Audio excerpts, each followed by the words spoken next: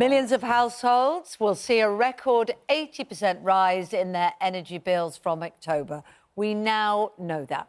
Ofgem, the energy regulator, have announced that the energy price cap is to increase from the current £1,971 to £3,549. Yeah. People getting in touch are rightly worried this morning.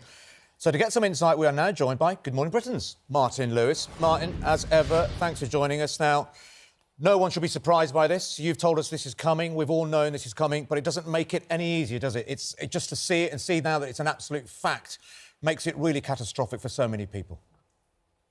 Well, I've been accused of catastrophising this situation, and the reason I've done that is because this is a genuine social and financial catastrophe that is putting lives at risk. And we have to hope it should have been done far earlier. I first actually said that we'd see an October price cap over £3,000 on my show back in March.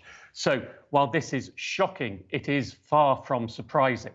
And we need urgent further government intervention. If you'll forgive me, I noticed in your readout, and I'm noticing many media organisations saying that the price cap is £3,549 a year. That isn't correct. If I just take a second to explain what's happening. The price cap is actually a cap on the standing charges and unit rates that you pay. They have gone up by around 80%. I've put on Twitter what the actual new rates are, although it is regionally averaged.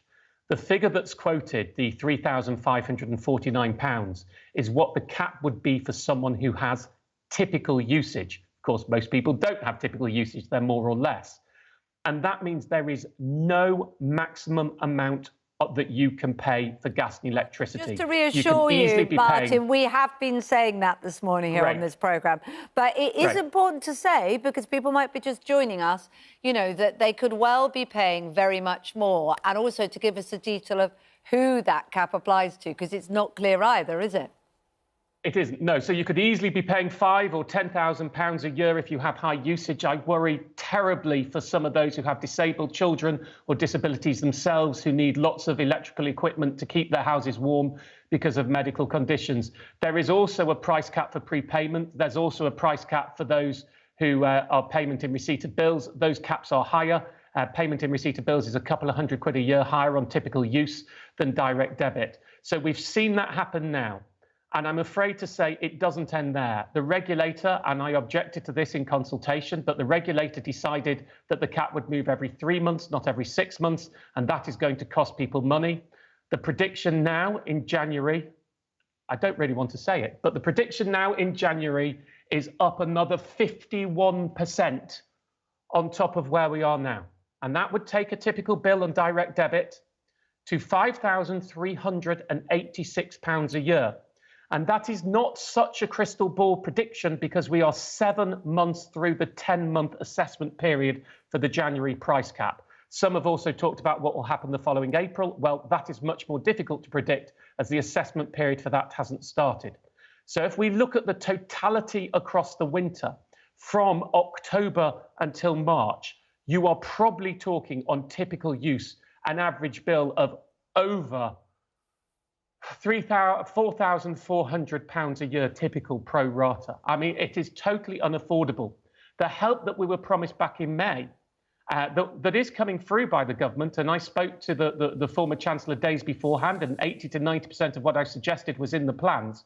That was based on a prediction for the winter of 2,800. Well, we're already at 3,550, and then in January, because then it was a 6-month cap, now it's a 3-month cap, it's going to be, on current predictions, £5,400.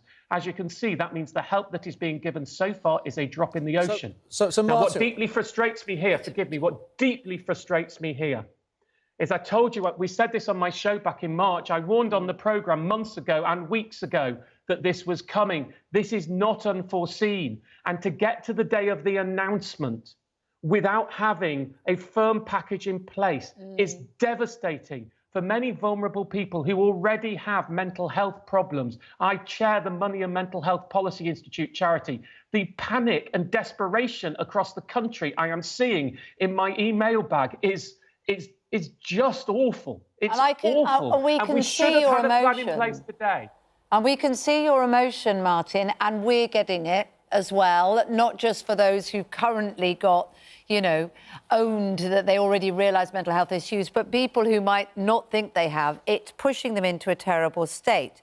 So, look, we've been talking to some people who think they have individual solutions to it. I know you'll have advice for people as well. And one of those is Louise from Don't Pay UK. Now, she has people in her family that have medical needs. She has decided not to pay the bill, not forever, but to withhold it.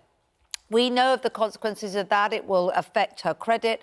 But when you see someone like you, Martin, with all your gravitas and credibility and knowledge, effectively, I can't say it any other way, being ignored in terms of getting a package in place, do you think more people will start to do that because they will have no choice? I think the Don't Pay movement is growing. There are dangers to being in the Don't Pay movement as an individual. I mean, all we can say is what would happen in a typical case scenario if an individual refused to pay. What is far more difficult to predict is if there is a mass movement not to pay.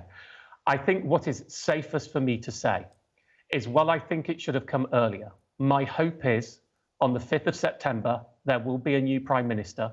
We've heard from both the candidates that they seem to indicate they understand the scale of the crisis. What we need to hear is concrete solutions. And let's be absolutely plain, there are many methods that you can put in place to alleviate and mitigate some of the terrible damage that the rise in energy prices are causing. So I'm going to be agnostic over the solution, but it will involve spending substantial amounts, billions of pounds of government money to stop some of the most vulnerable and many middle-income earners from having some terrible choices to make this winter. We have to hope that will be in place. And I suspect if it isn't in place, then people like the person who's coming from Don't Pay are going to become a louder voice in this country. But what I can't tell you, and I'm not going to give an answer, is what the exact situation would be for individuals who don't pay. Currently, it would be a problem for your credit rating. You could be moved onto a prepayment meter and it could cause you some substantial issues. But that is about an individual situation. We've never had a mass movement before, and I simply don't know how the state and the energy companies would respond to a mass movement. So I can't give firm guidance on that. It would be wrong for me to try and make it up. Martin, you say you're going to be agnostic about the solution, but we're hearing so many options. We were hearing from Caroline Flint earlier on talking about a social tariff. There's suggestions whether Liz Truss will do more handouts. What do you think the government should do immediately? Is it more handouts? Is it a social tariff? What do you think is the solution? All of them. Any of the above would help. I mean, but all of them involve government having to subsidise energy bills, which effectively means the taxpayer, which, of course, the problem you've got with energy bills at the moment is they're relatively static. It's a bit of a poll tax.